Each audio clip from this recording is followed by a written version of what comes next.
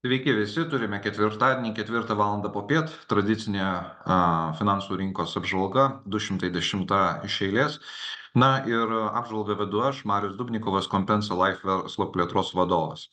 Turime pasibaigusį pusmetį, turime Liepos 4 dieną, na ir ši Liepos 4 pasižymi tuo, kad minime Jungtinių Amerikos valstijų nepriklausomybės dieną. Taip pat ją minėsime ir Lietuvoje, Verkių parke bus minima Jungtinių Amerikos valstijų nepriklausomybės diena. Na ir ši diena yra išeiginė. Tai šiandien biržos neveikia, bent Jungtinėse Amerikos valstijose per šią šventę. Na ir jinai ganėtinai gausiai minima, švenčiama ir panašiai. Be švenčių yra ir kitų gerų naujienų, kurios buvo atskleistos šią savaitę. Tai Powellas, Jungtinių Amerikos valstijų centrinio banko vadovas, iš tiesų paskelbė gerų žinių, kuriomis aiškinama praktiškai visos šios savaitės kainų pokyčiai, kokie jie bebūtų, pradedant žaliavom ir baigiant akcijomis ir panašiai. Tai naujienos yra tokios, kad centrinis bankas indikuoja, kad Jungtinės Amerikos valstijos jau rugsėjo mėnesį gali pradėti mažinti bazinę palūkanų normą ir ši žinia rinkose buvo sutikta labai pozityviai. Priežastys, dėl ko centrinis bankas vėl grįžta prie minties mažinti vis tik tai palūkanų normą, tai yra tai, kad infliacija yra gerokai mažesnė negu tikėjosi centrinis bankas. Na ir ekonomika rodo tam tikrus sakykime, ne tai kad stabtelėjimo, bet neperkaitimo požymius, kas leidžia tikėti šiandien dienai, kad galime matyti 2 mažinimus bazinės palūkanų normos. Ir čia specialiai įdėjau gruodžio mėnesį išskaičiuotą tikimybę pagal ateities sandorius, taip kaip draudžiasi investuotojai sudarydami atvirkštinius sandorius dėl palūkanų pokyčių, tai didžiausia 45% siekianti tikimybė, kad būtent palūkanos bus sumažintos 2 kartus nuo dabartinių 5,5% iki 5 procentinių punktų. Tai nėra labai daug, bet tai yra nauja tendencija, kuri gali prasidėti jau rugsėjo mėnesį. Taip sumažinama spaudimą tiek būsto paskolas turintiems žmonėms, tiek, sakykime, verslams ir kapitalo prieiga gali būti paprastesnė, bent jau pinigai kainuos tikėtina šiais metais mažiau. Na, Europa jau tai pradėjo šį procesą ir dabar analitikai spėlioja, ar tai gali būti 2 ar 3 mažinimai. Aš sakyčiau, kad galbūt 3 labiau mažinimai Europoje, Jungtinėse Amerikos valstijose panašu, kad bus 2. Ir dėl to, na, Europa pradeda diktuoti madą, kuri persimeta ir į kitas šalis. Tai bet kokiu atveju tai yra geros naujienos tiek mums, investuojantiems, nes investicijos iš tiesų siekia rekordinės aukštumas šiandien dienai gražus, tiek ir žmonėms, kurie turi būsto paskolas, nes jau prasidės metų pabaigoje jaustis tam tikras pagyvėjimas. Dėl to, kad įmokos, na, tikrai reikšmingai pradės mažėti. Ir tai gali galvoti apie tai, kad nekilnojamo turto rinka turėtų pradėti busti antrame pusmetyje, galbūt kitų metų pirmame pusmetyje. Bet tai artėja ir vėliau matysite iš grafikų, Jungtinėse Amerikos valstijose būtent nekilnojamas turtas vėl pradeda atsigaudinėti. Tai tokia tikrai labai svarbi naujiena, turbūt šios savaitės stipriausia naujiena, pagal kurią, kaip sakau, praktiškai visi grafikai ir reagavo. Na ir natūralu, didėjant optimizmui, baimių mažėja, VIX-as toliau muša visus rekordus pagal savo stabilumą ir žemą tašką, tai yra šiandien dienai turi 12,12 punktų. Ir per visą šiuos metus laikotarpį jau daug kartų sakiau, bet dar kartą verta pakartoti, nei karto nebuvo pramušta 20 punktų riba, kuri rodo, kad rinkos vertina kažkokią vieną ar didesnę mažesnę riziką. O tas ramybės periodas iš tiesų trunko jau beveik 1,5 metų ir, na, stebėtinai labai tvirtai atrodo rinkos. Priežastys aiškios, tai yra vėlgi mažėjančios palūkanos duoda savo, bet ir verslai rodo tam tikrą pagyvėjimą, bent jau Jungtinėse Amerikos valstijose. Tai šią savaitę buvo paskelbta birželio mėnesio pirkimų vadybininkų pasitikėjimo indeksas. Šiek tiek nuvylė, ne šiek tiek, bet rimtai nuvylė, sakykime, euro zonos PMI, Purchasing Manager Index arba pirkimų vadybininkų indeksas, ypatingai gamybos sektoriuje, kur matote vat šį grafiką, tai čia yra gamybos sektoriaus PMI. Na ir jisai krito reikšmingai nuo praėjusio mėnesio gegužės, kur buvo demonstruojamas tikrai toksai pagyvėjimas, atsigavimas ir taip toliau. Tai dabar sudaro 45, beveik 46 punktus, nors gegužė buvo jau 47 daugiau punktų, kur buvo galima tikėtis, kad jau judėsime link 50, link tam tikro persilaužimo. Tai vėl turime stabtelimą, Europa stagnuoja ir to pagerėjimo didelio kažkokio tai nevisimato. Aišku, jeigu žiūrėtume, kas buvo praėjusių metų antroje pusėje, pabaigoje ir ką turime šių metų pusmetį per 6 mėnesius, na, paveikslėlis išties yra gražesnis. Tai, bet kokiu atveju to yra per mažai, kad galėtume kalbėti apie Europos kažkokį dar didesnį optimizmą. Tuo tarpu paslaugos taip pat susitraukė, bet gerai yra tai, kad virš 50 punktų, reiškia, yra plėtra lyginant su praėjusiais metais. Paslaugos, sakykime, šiek tiek pristabdė arklius, bet jos vis tiek yra optimizmo pusėje.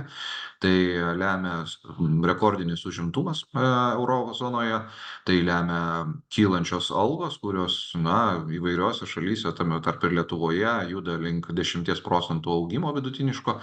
Tai iš tiesų vartotojas yra ganėtinai saugus, bet pramonė keistai, bet yra vis dar stagnuojanti.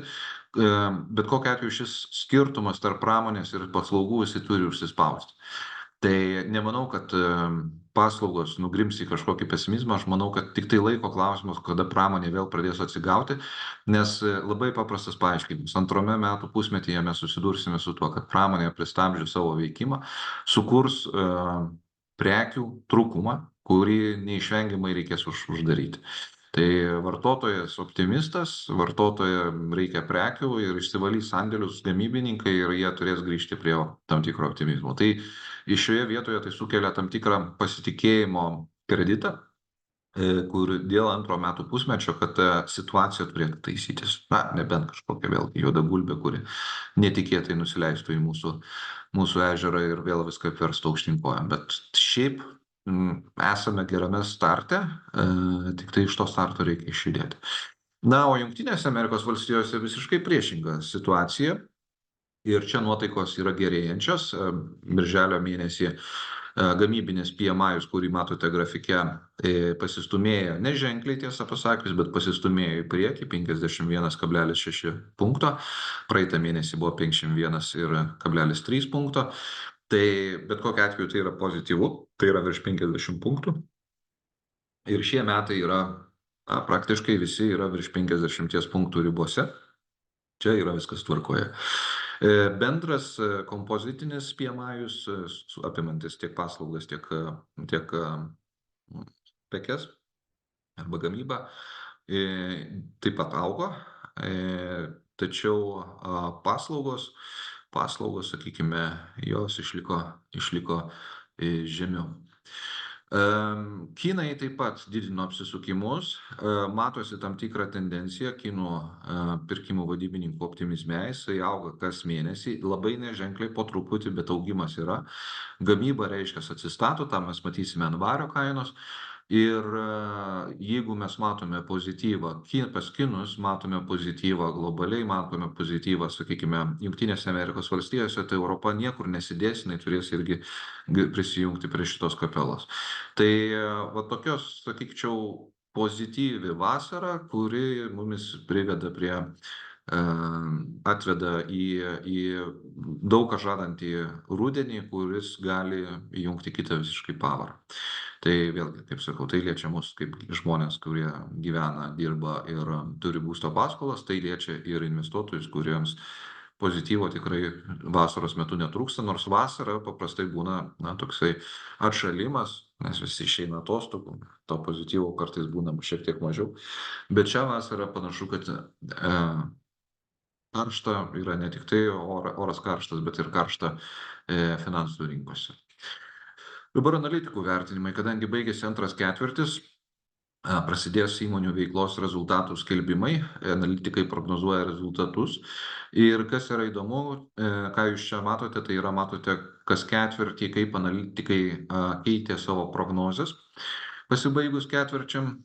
Tai iš tikrųjų analitikai prognozuoja, kad būtent šių metų antrą ketvirtį per 3 mėnesius, lyginant su prieš tai 3 mėnesiais, nebus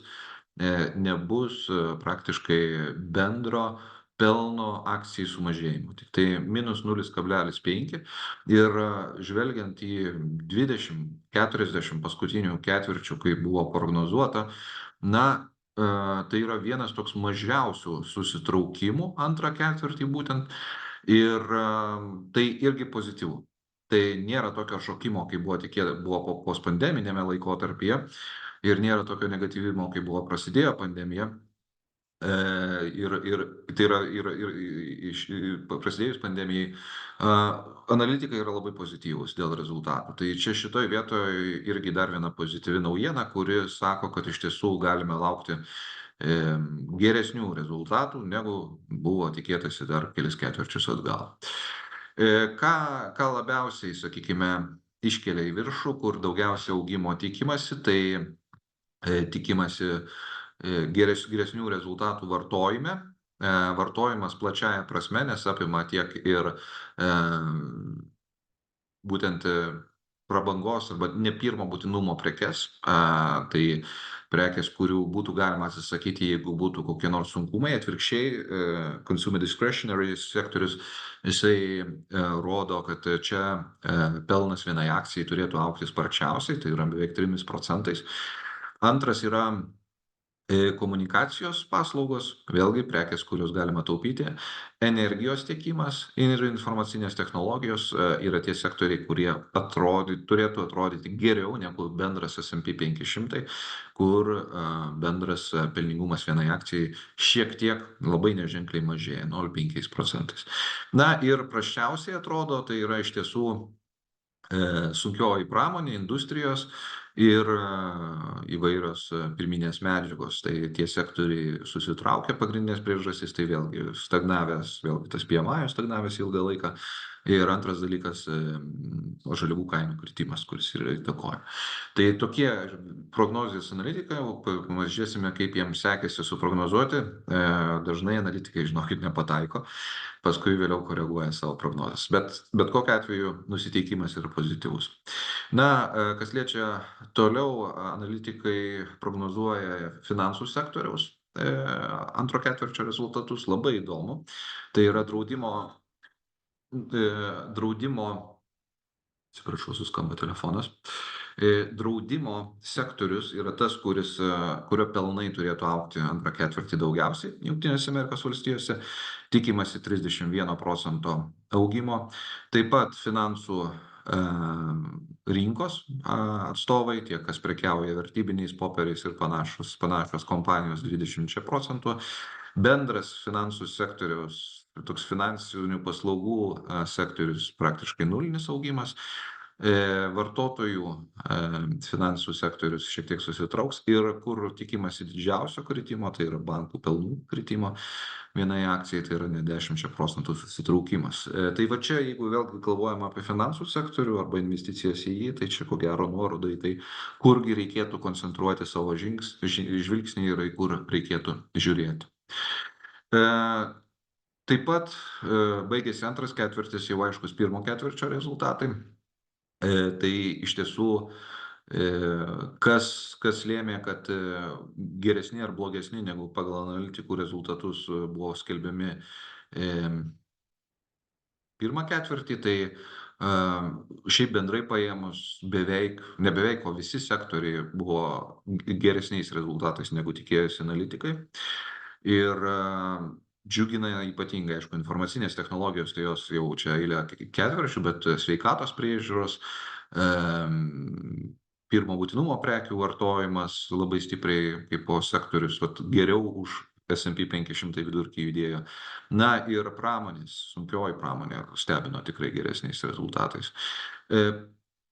Sakykime, šiek tiek nuo bendro indekso atsiliko tas pats mano minėtas nekilnojamas turtas, bet į ką atkreipčiau dėmesį, kad vis tik tai daugiau negu 80%, 87% nekilnojamo sektoriaus pademonstravo arba atitinkančius rezultatus, ko tikėjosi analitikai, arba 68% tikė viršijo lūkesčius. Tai vėlgi daug pozityvo, daug iš pirmo ketvirčio ateinančių rezultatų. Jeigu antro ketvirčio, sakykime, analitikų prognozijos atrodys panašiai, bus geresnės negu rezultatai, negu prognozijos, tai tikrai turėtume labai neblogus rezultatus turėti.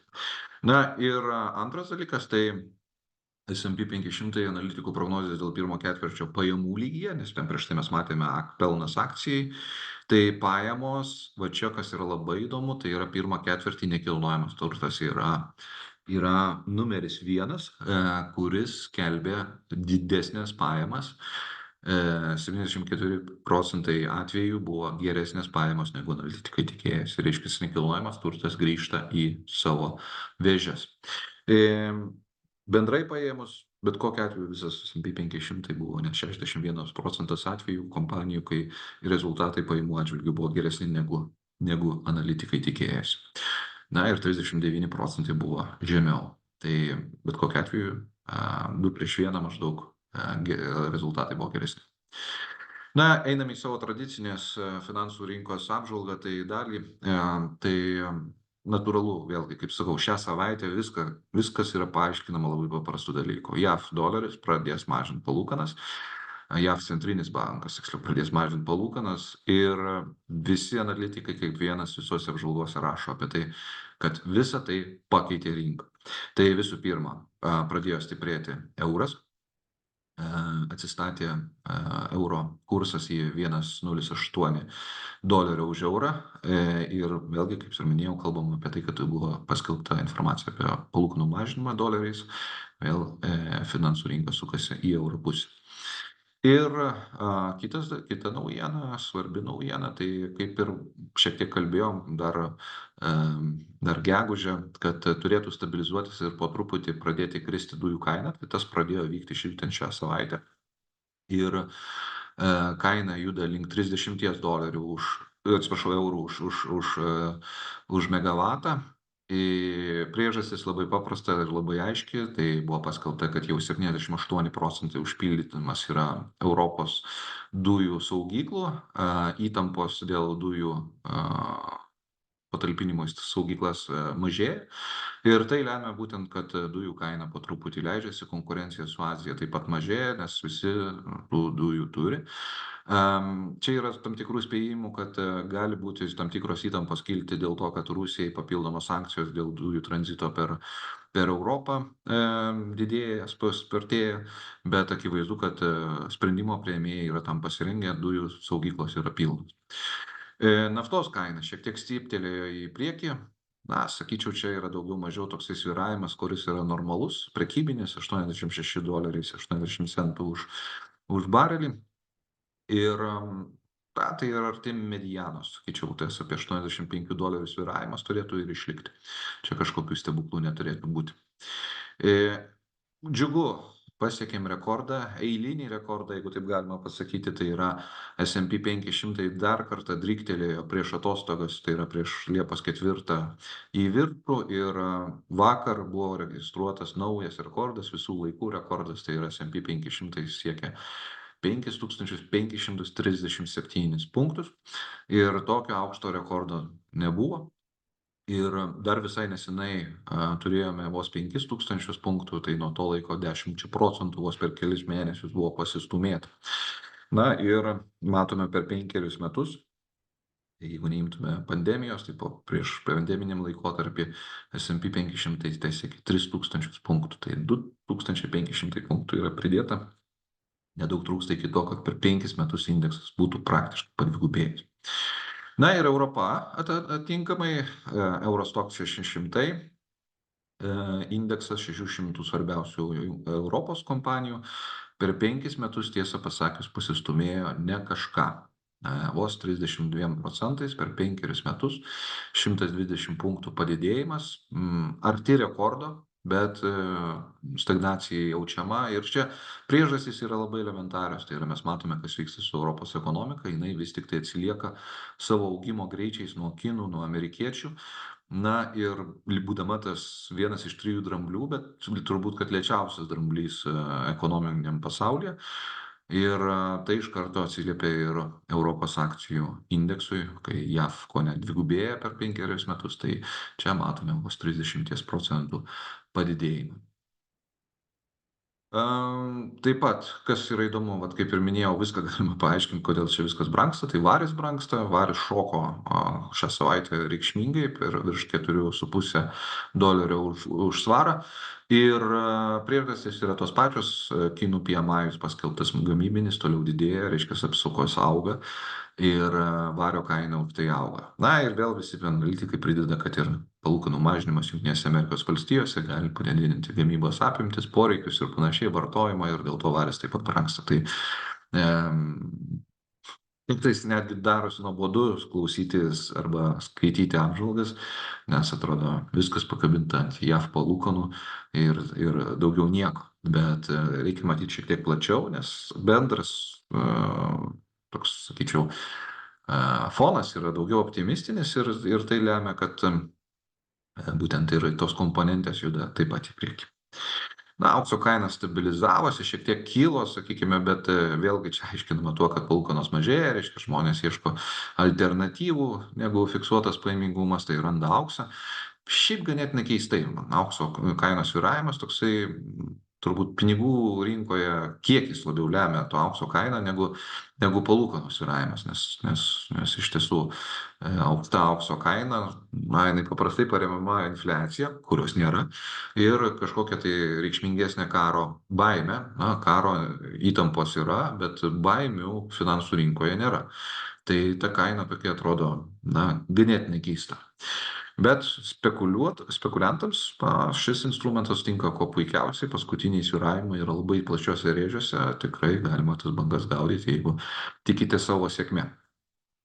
Na ir mūsų fondų rezultatai išlieka labai aukšti, obligacijų fondai demonstruoja 7-8% grąžas per paskutinius 12 mėnesių, tai yra iš tiesų dvigubai didesnė grąža negu turbūt galima tikėtis iš šių fondų. Vidutinės rizikos fondai 10-13% rėžis. Vėlgi labai gražiai rezultatus demonstruoja SI kvadratas, mūsų vienas iš pagrindinių pasirinkimų tarp klientų. Tai vidutinės rizikos šie fondai tarp 10-13% generuoja grąžas, vėlgi yra dvigubai praktiškai didesnės negu iš jų paprastai reguliariai mes tikimės. Na ir aukštos rizikos fondai grąžos čia vėlgi gražios, tai JAV fondas 36%, europiniai fondai, VIG grupės fondas 34 beveik procentai per 12 mėnesių, na, Avarono europinis fondas 29. Na ir kaip dažnai labai norisi pasidžiaugti, tai yra besivystančios Europos žalesis fondas arba SG fondas, 22% per paskutinius 12 mėnesių. Tai tikrai viršėjo visus lūkesčius, kai teko šį fondą įtraukinėti į sąrašą, lūkesčiai buvo gerokai mažesni. Tai tiek iš manęs, kitas susitikimas bus Liepos 11 jau dieną, 16 val. Ir tai bus Liepos 11, 211 susitikimas apžvelgiant finansų rinkas, kurios netgi ir vasaros metu, sakyčiau, yra labai labai nenuobodžios. Tai ačiū Jums ir susitiksime sekantį kartą.